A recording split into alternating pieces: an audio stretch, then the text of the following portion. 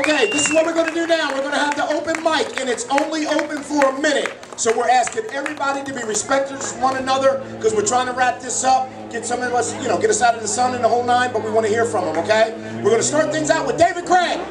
Thank you, Horace. I really want to applaud all the people that worked on this, Sylvia DeLong, for putting this together. I want to start off with a quote. Don't interfere with anything in the Constitution. It is the only guardian of our liberties. It's as important today as it was 160 years ago when Abraham Lincoln said that. There's one of the founders, though, that even said something more significant. He said the Constitution is an instrument for government, not for government to restrain the people. It's an instrument for people to restrain the government. Now, how do we know that? If you look at the Constitution, 24 times it uses the word no and the word not. 22 times in the Bill of Rights it says no or not. It tells us what government is not supposed to do.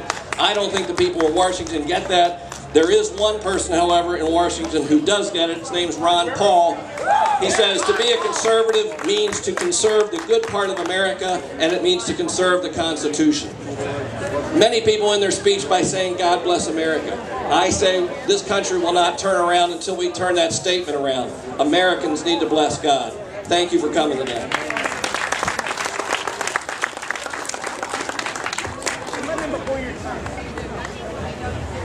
Good morning. Well, it's afternoon now, isn't it?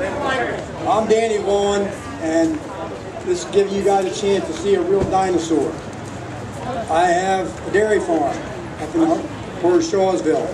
There's only 1,200 of us left in the state of Maryland, and we are under tremendous attack at all times from the federal and the state government. They know absolutely nothing about farming or how to raise food and take care of the people. The biggest enemy we face right now is the Maryland Department of the Environment.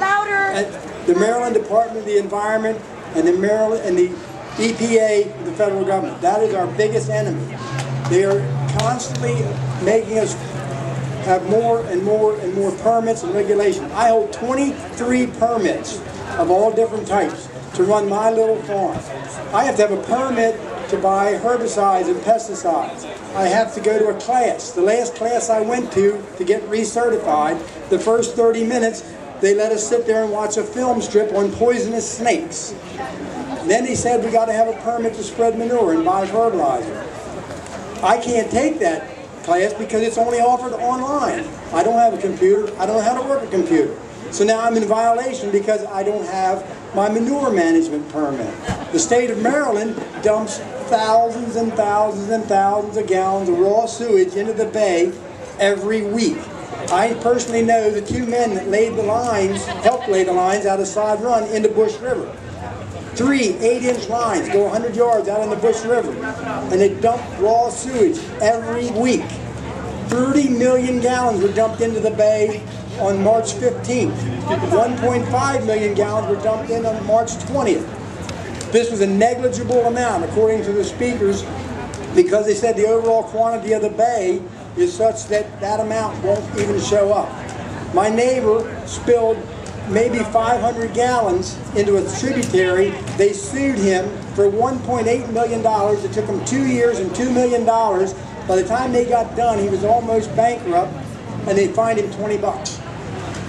The federal government and the state government has to be stopped. You have to vote. You have to keep reading. Remember that the second revolution in this country was fought over agriculture because the government tried to impose new regulations on cotton. That's what the Civil War was fought over. Now the South lost, but think about it. Food is your only thing that really matters. Everything else is just for fun. But they are constantly attacking us about how we can produce food to feed you all. You give me dirt and manure and I can feed all of you, plus some. So we got to stop these people and throw the bums out.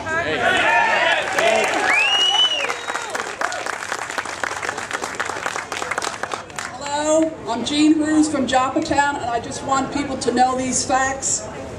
Much has been made of the fact that a number of our founding fathers were slave owners, as was commonplace for the time.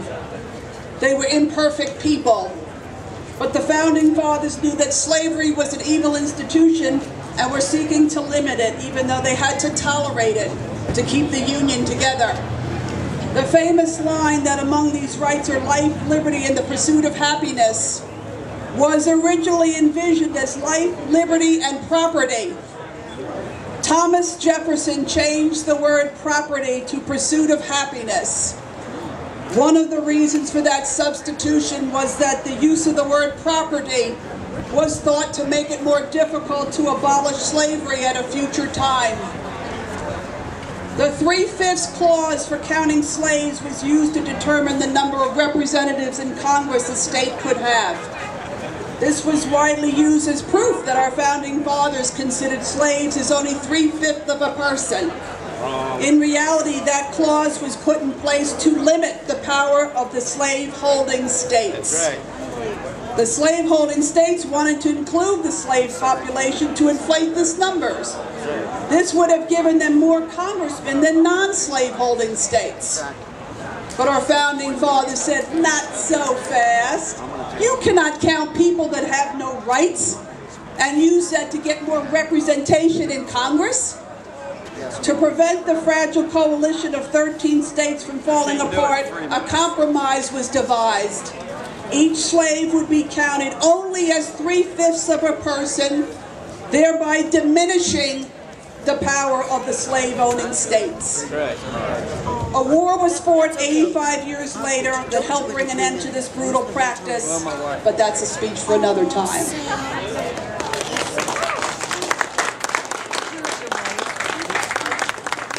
Hello, Patriots. I'll make this very quick. This November 4th, we have a couple choices for governor. We have one on the left. It's already sitting in power, and we know what he's already doing. And we have one that we're supposed to bring back. But I'm here to offer you a third choice, Constitution, the Constitution Party. I myself am running for governor. So if you want a real choice, finally, you can vote for me. I have my shield. Give me the sword, which is your support. And we'll give them a 5th of November that they will never forget.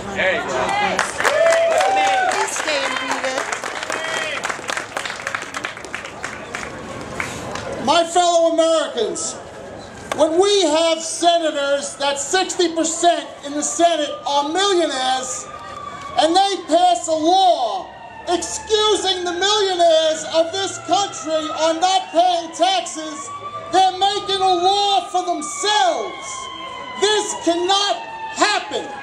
We need to vote in November. They don't play on the same field that we do. They have money. They have a health plan that we can't even get. We got to change things because right now there's a knife in our throat, and it's called the United States Senate. God bless. Repeal the 17th Amendment. Good afternoon, folks. My name is Dave Seaman. I'm a small business owner in North Hartford. Our freedom and prosperity is directly tied to what we earn and produce. We strive to survive because of burdensome taxes on our wages, on our daily expenses, and on our small businesses. The government has been no friend of the free market economy. Excessive taxes on wages, profits, and prosperous, hard-working individuals forces businesses to relocate out of state or just shut their doors. Our founding fathers envisioned a true free market economy without intrusive government intervention. Now that same government closes some businesses, bails out others to suit their needs, not ours, thus controlling our prosperity and freedom. Who will pay for the programs and entitlements? Us. To quote Thomas Jefferson, I predict the future happiness of America only if they can prevent the government from wasting the labors of the people under the pretense of taking care of them. We must take our freedom back by lifting the tyranny of government on our private sector jobs. Hard work, investment, and profit are not things to be used against us. They are the principles to be used to promote business, for job growth, and ultimately provide freedom and prosperity to the families of Harford County and the state of Maryland.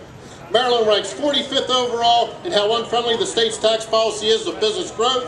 We can send a message this fall to our elected officials that we want to prosper, we want our freedom back, we want Maryland to be the best place to live and work. So now we strive to survive the tyranny of overtaxation. We, like our forefathers, hold these tea parties to let them know that we will remember in November and we will vote for freedom and prosperity. Thank you and God bless.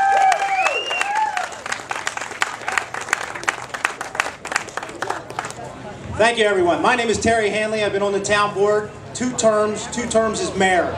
I want to say something about Help Save Maryland.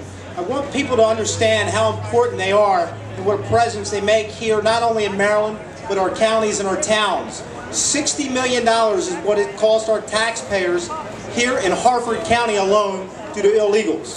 Now, what I want to touch on here is yesterday, my 12-year-old son, 9-year-old son, mow 5 yards. That's what they do to earn their allowance. We're driving up East Broadway. There's a house that continually has trash, mattresses, beds, furnitures, and littered with beer cans. My 12-year-old son said, "Dad, that is an eyesore." I immediately pulled my truck over, called my town administrator, called Bel Air Police Department. Thank you, guys. They took action yesterday, and we closed down a house that had 12 illegals in it, electric cords running, uninhabitable, and the house is now condemned. I am sick and tired of people at the state level, the county level, and the town level say that they can't do anything. Do me a favor. We all say November. September. September. Primary. Check what your local officials stand for. It all starts locally. I can tell you firsthand, the budget in Bel Air has grown 30% in 3 years. Has your pay increased 30%? We all got our property taxes. Constant yield is a wonderful thing. They collect more money without raising taxes because your values go up. It's not complicated. Please do me a favor. Get involved locally. Aberdeen, Havre de Grace, Bel Air, and Harford County. Let's start there first, and then we'll take over Washington. Thank you, and God bless.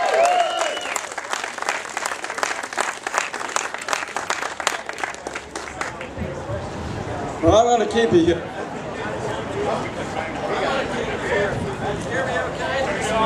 Turn it off.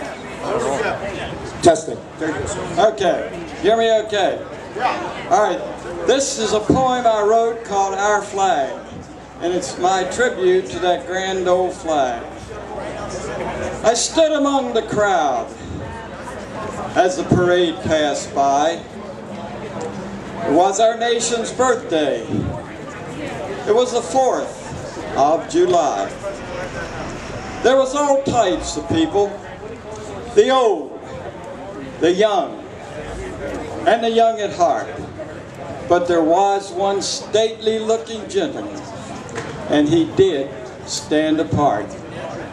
He sat closest to the street. He brought along a chair, and the passers-by would often stop and stare. He was an impressive looking figure. He was so smartly dressed. And when he turned around, I saw a mass of ribbons pinned neatly to his chest. He'd been in campaigns from Korea, Vietnam, and World War II. He had spent a lifetime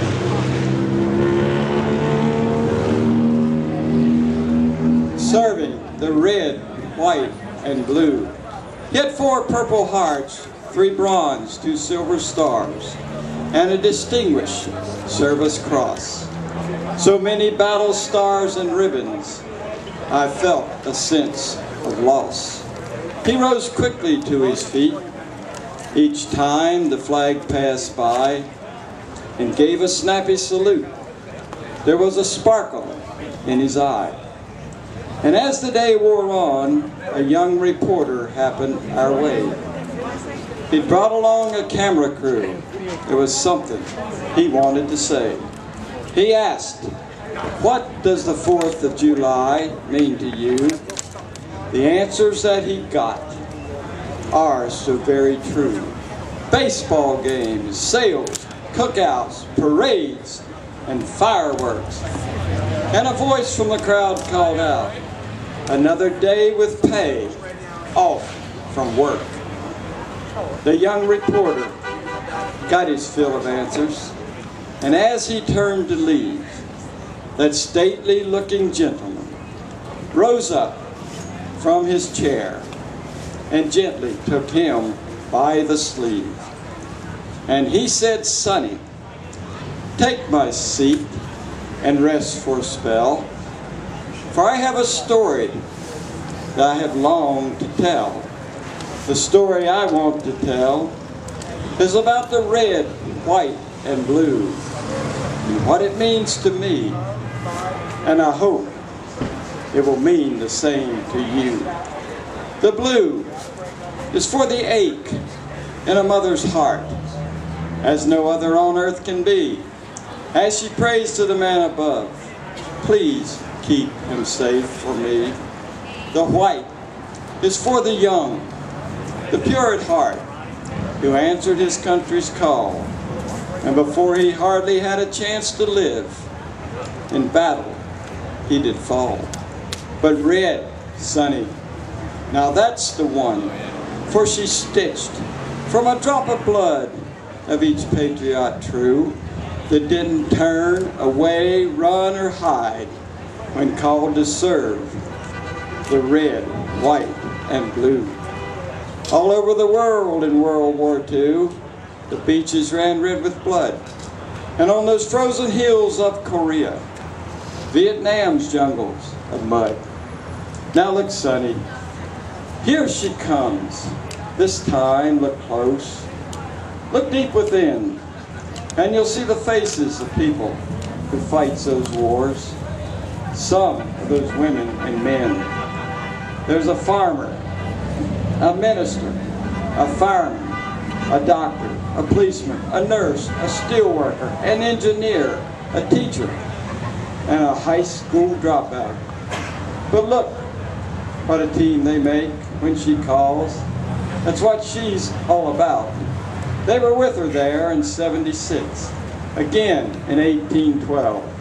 They followed that lady all over this world. She's been through pure hell. She's been ripped, torn, blown apart. They've even pulled her down. But she's always managed to climb back up. And brave men stand their ground. But there is some who would abuse her. And they would use her for their own personal gain. But they're still protected by her folds, and they enjoy her freedom's reign. She's always the first to answer the call, and people cry out to be free. For that grand lady's known all over this world as the real Miss Liberty. Now look, Sonny, here she comes again. Isn't that the most beautiful sight you have ever seen? For there's more royalty in her threads than all of the world's kings and queens. Now, Sonny, I make no excuses for what I've said, for that is one lady from whom I love to brag. And with that, the young reporter rose, on weak and trembling legs, choked back the tears and said, "Thank you, sir, for that is the first time in my life I have ever really seen our flag." Thank you.